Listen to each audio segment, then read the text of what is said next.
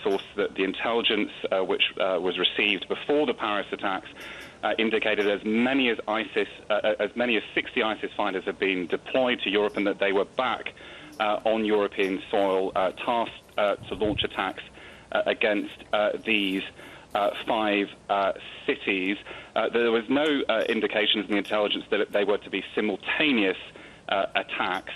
The intelligence suggested that the driving force behind these plans was the head of ISIS External Operations Division, Abu Muhammad al-Adnani, a very senior operative in the group, described to me as the most dangerous terrorist in the world today.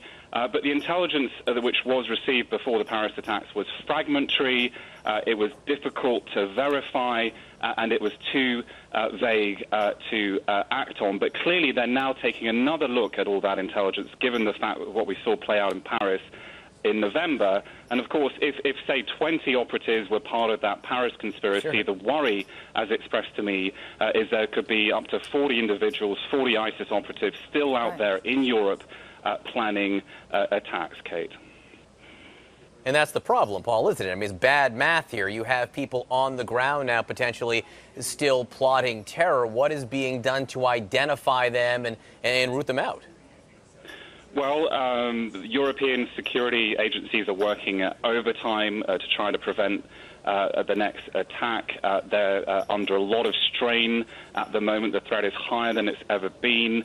There are more than 6,000 European extremists that have traveled to Syria and Iraq. Almost 2,000 have now come back to Europe.